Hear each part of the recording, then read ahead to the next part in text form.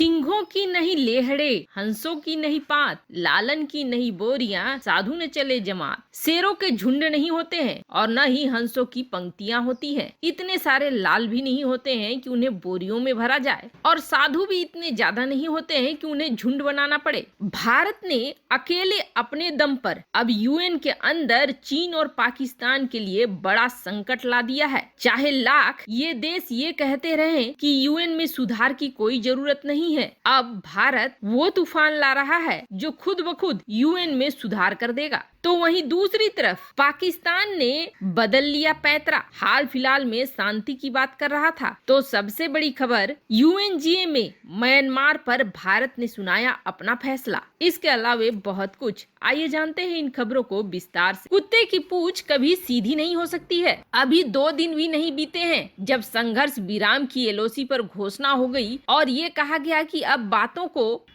किसी भी तरह के झमेले को बातों से सुलझाया जाएगा। पर अचानक से इमरान खान को बालाकोट याद आने लगा। बालाकोट में भारतीय वायुसेना द्वारा जैश-ए मोहम्मद के आतंकी ठिकानों को खत्म करने वाले एयर स्ट्राइक के बाद पाकिस्तान की जवाबी एयर स्ट्राइक की दूसरी वर्षगांठ पर इमरान खान ने कई ट्वीट किए। भारत और पाकिस्तान के संघर्ष विराम पर संयुक्त ऐलान के बाद पहली बार प्रतिक्रिया देते हुए इमरान ने कहा कि मैं एलओसी पर संघर्ष विराम की बहाली का स्वागत करता हूं, पर भारत को उचित माहौल बनानी होगी बातचीत के लिए। बातचीत करने के लिए माहौल बनाने की जिम्मेदारी है भारत की। वैसे इससे ज्यादा की उम्मीद पाकिस्तान से की भी नहीं जा सकती है। अरे सीमा पर तो उसने संघर्ष विराम इसलिए मान लिया है क्योंकि उसके अब्बू चीन भाग चुके हैं सीमा से। ऐसे में अकेले लड़ने की क्षमता तो पाकिस्तान में है ही नहीं। वहीं दूसरी तरफ म्यांमार का मामला अब अंतर्राष्ट्रीय स्तर पर उछलता जा रहा है और बाकी दुनिया के देश भारत की तरफ देख रहे हैं। भारत ने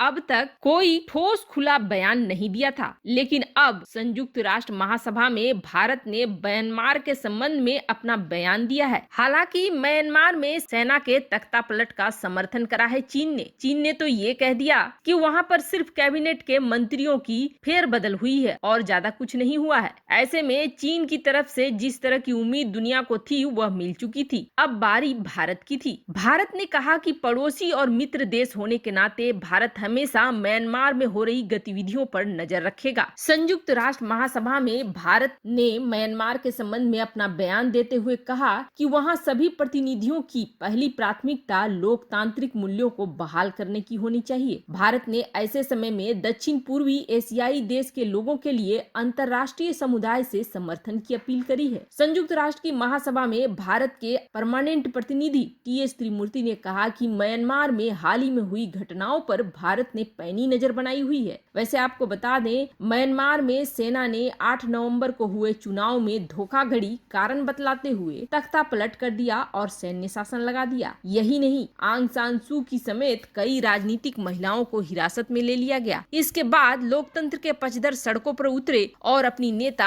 आंग सान सू की रिहाई की मांग करने लगे। म्यांमार में हुए विरोध प्रदर्शन में कम से कम 3 प्रदर्शनकारी और 1 पुलिसकर्मी की मौत हो चुकी है। भारत ये चाहता है कि लोकतांत्रिक प्रक्रिया और कानून व्यवस्था बनी रहे और जिन लोगों को हिरासत में लिया गया है उन्हें छोड़ा जाए ताकि शांति की बहाली हो। हालांकि कूटनीतिक रूप से चीन अब इस मौके का फायदा उठाएगा, क्योंकि म्यांमार के सेना प्रमुख भारत के इस बयान से तिलमिलाएंगे जरूर। आपको बता दें, म्यांमार भारत के साथ एक लंबी सीमा साझा करता है और अगर म्यांमार ने नॉर्थ ईस्ट में उग्रवादियों को रोकने की अपनी कदमों को रोक लिया तो भारत के लिए बड़ी मुश्किल खड़ी हो सकती है। और इस वक्त सेना का शासन है तो सेना प्रमुख के हाथ में ही ये चीजें हैं। वहीं दूसरी तरफ चीन से परेशान अमेरिका अब अपने संसद में नए बवाल बना रहा है और कई ऐसे कानून बना रहा है जो उसे काफी पहले बना लेने चाहिए। इस वक्त आर्थिक और औद्योगिक जासूसी को लेकर अमेरिका और चीन के रिश्ते बहुत खराब चल रहे हैं। हांगकांग, तिब्बत, ताइवान, उइगर मुस्लिमों को लेकर तकरार तो चल ही रहा है। इसी बीच एक ऐसा कानून बनाया जा रहा है जो चीनी नागरिकों को 10 साल का मल्टी एंट्री वीजा रोकने पर काम करेगी। दरअसल अमेरिका अब ये चाहता है कि जब तक उन्हें समझ में नहीं आ जाए कि चीनी लोग यहाँ आकर जासूसी करते हैं और वो जासूसी बंद हो गई है, तब तक किसी भी चीनी को इस तरह का वीजा नहीं नहीं दिया जाएगा। साधारण भाषा में ये समझिए कि यह बिल कानून में पूरी तरीके से बदल जाता है तो चीनी नागरिकों को जो 10 साल का B1 और B2 वीजा मिलता था वो अब नहीं मिलेगा। और अमेरिका ने उसमें एक और पॉइंट जोड़ दिया है कि ताइवान के खिलाफ अगर चीन ऐसा ही करता रहा तो उसे B1 B2 वीजा कभी नहीं दिया जाएगा। आपको बता दें, B1 B2 वीजा उन लोगों को जारी किया जाता है जो अमेरिका में व्यापार या घूमने के मकसद से आते हैं। इस नए कानून के जरिए चीनी नागरिक केवल 1 साल तक ही मल्टी एंट्री वीजा का लाभ उठा पाएंगे। कानून के पास होने पर 2014 से पहले ही वीजा की स्थिति लागू हो जाएगी, मतलब कि अभी जितने रह रहे होंगे चीनी उन सब को निकलना पड़ेगा।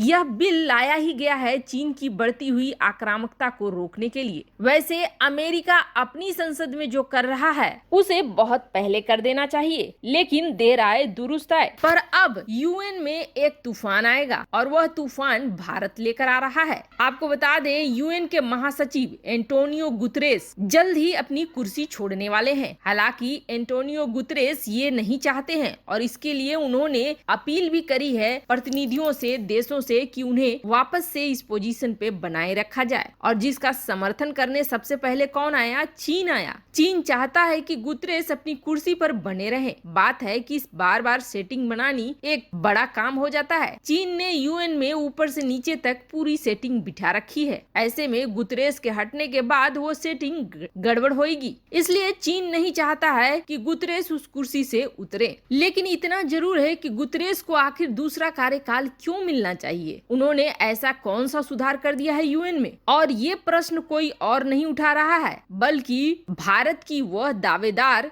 जो इस बार गुतरेस की कुर्सी में बैठने की रेस में है। हरियाणा में जन्मी और अब अमेरिका में रह रही आकांक्षा अरोरा संयुक्त राष्ट्र महासचिव पद की दौड़ में शामिल हो गई हैं और वे यूएन महासचिव एंटोनियो गुतरेस को चुनौती देंगी। आपको बता दें, 34 साल की हैं आकांक्षा और यूनाइटेड नेशंस डेवलपमेंट प्रोग्राम में ऑडिट कोऑर्डिनेटर हैं। आकांक्षा ने अपने प्रतिद्वंदी गुतरेस पर जुबानी हमले शुरू कर दिए हैं। उन्होंने साफ कहा है कि गुतरेस दुनिया की इस बड़ी संस्था में कोई सुधार नहीं ला पाए हैं, इसलिए उन्हें दोबारा कुर्सी पर बिठाने का बिल्कुल भी कोई मतलब नहीं बनता है। वैसे आपको बता दें, अगर आकांक्षा इस चेयर पर बैठती हैं, तो फिर यूएन में खुद ब खुद कितने सारे बदलाव देखने को मिलेंगे ये कहना जरूरी नहीं है, क्योंकि जैसे ही भारतवंशी अपनी कुर्सी पकड़ते हैं वैसे ही उनके जलवे दिखने लगते हैं। भारत सिर्फ 2 साल के लिए नॉन परमानेंट मेंबर क्या बना है, उसने नाकोदम कर दिया है बाकी देशों को। तो ऐसे में अगर गुतरेस की कुर्सी किसी भारतवंशी के हाथ लगता है तो फिर क्या होएगा? संस्था को तोड़ने की जरूरत भी नहीं पड़ेगी और बदलाव खुद ब खुद हो जाएगा। वैसे आपको क्या लगता है, क्या गुतरेस को इस कुर्सी पर बना रहना चाहिए या अब कुर्सी छोड़ देनी चाहिए? कमेंट कर अपनी राय जरूर बताएं। जल्द मिलते हैं अगले वीडियो में नई खबर के साथ।